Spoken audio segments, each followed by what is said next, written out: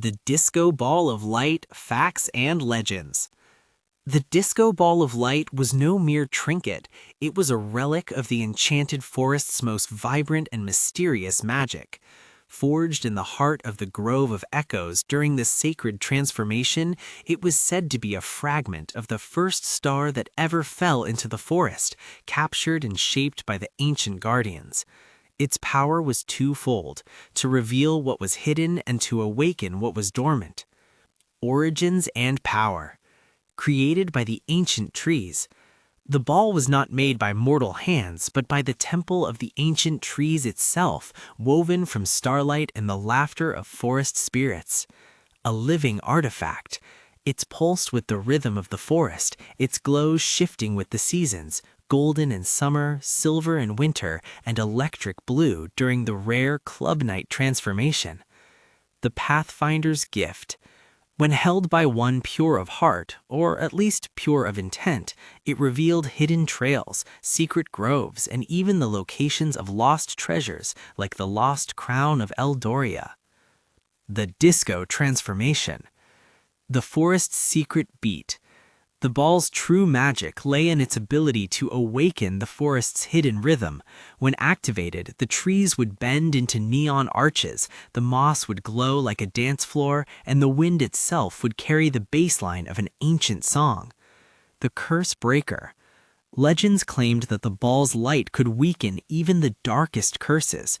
The hidden treasure's curse guarding the crown had stood for centuries until the knight's club night shattered it with sheer joy. The echoes of the past.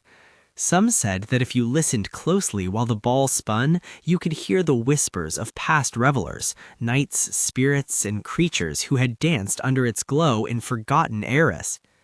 The knight's discovery. A test of worthiness. The ball did not reveal itself to just anyone. It had chosen the brave knight because he carried both the weight of his knight's sword and the openness of his heart. A tool of unity. The knight had used it not for conquest, but to bring the forest together, turning a solitary quest into a legendary brave knight club night. The ultimate party enhancer. During the club night, the ball didn't just illuminate the dance floor, it amplified the energy. The glowing dance floor synced with its pulses, the chalice of the forest overflowed with enchanted drinks, and even the stone of echoes chimed in perfect harmony. The ball's future. Some whispered that the Disco Ball of Light was still out there, waiting for the next worthy soul to find it. Others claimed it had merged with the forest itself, its magic now woven into the very roots of the Enchanted Forest. But one thing was certain, wherever it went, the party followed. And if you ever found yourself in the forest on a night when the trees swayed a little too rhythmically, when the shadows shimmered with unseen lights, well, you might just hear the faintest thump of a bass line calling you to dance. Because in the Enchanted Forest, even the bravest knights know sometimes the greatest quest is the one that ends with a disco ball and a dance floor. Brave Knight, Club Night. The knight stood at the edge of the glowing dance floor, the disco ball of light spinning above him, casting kaleidoscopic patterns across the enchanted canopy. The forest had transformed once more, not into a temple of whispers or a grove of echoes, but into something far more unexpected, the Brave Knight Club. Dennis, now clad in a velvet jacket that shimmered like crushed sapphires, leaned against a tree that had sprouted neon vines.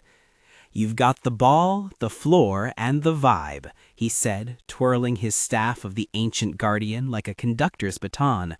"All that's missing is the party." The knight hesitated. His quest had been one of honor, of steel and sacrifice, not of bass drops and glitter. But the forest had a way of rewriting rules, and the glowing dance floor pulsed in his grip, as if urging him forward. "Fine," he muttered, sheathing his sword, "but if I'm doing this, I'm doing it right."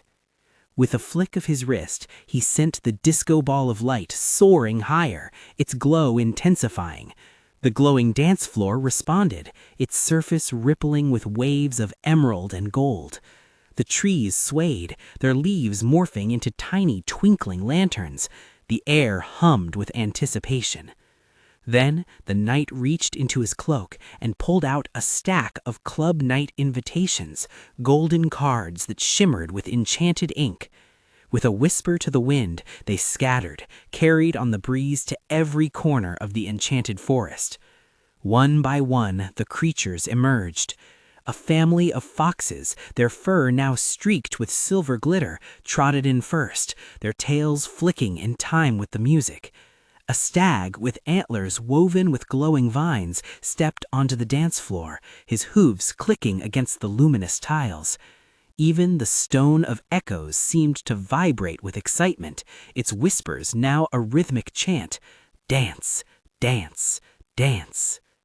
Dennis clapped his hands, and the music swelled, a deep, thrumming beat that seemed to come from the earth itself.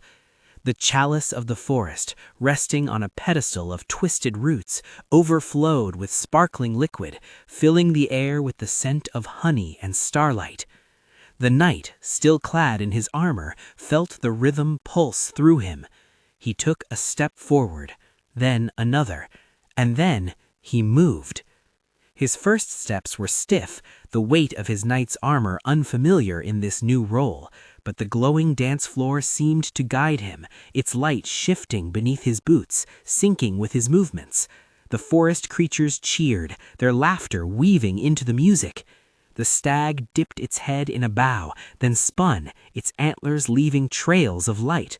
The foxes leapt and twisted, their paws kicking up showers of golden sparks.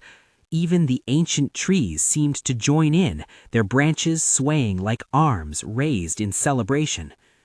The disco ball of light blazed brighter, its reflections fracturing into 1,000 tiny stars. The knight, caught in the moment, threw back his head and laughed, a sound so rare and pure that the forest itself seemed to sigh in delight. And then the lost crown of Eldoria appeared. It materialized at the center of the dance floor, resting on a pedestal of woven vines, its jewels pulsing in time with the music.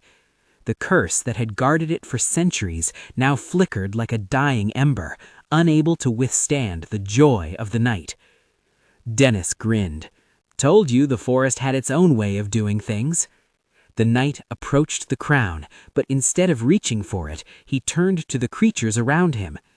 "This night isn't about treasure," he said, his voice carrying over the music. "It's about us." And with that, he placed the crown on the stag's noble head. The stag tossed its antlers, and the crown glowed brighter, its curse shattered by the power of the party. The night stretched on, the music never fading, the dance floor never still. The brave knight club night became legend, a tale whispered in the sanctuary of whispers, echoed in the grove of echoes, and remembered in the hearts of every creature who had danced beneath the disco ball of light. And as the first light of dawn crept through the trees, the knight knew one thing for certain. The enchanted forest had given him more than a quest. It had given him a story. And maybe, just maybe, a new dance move or two.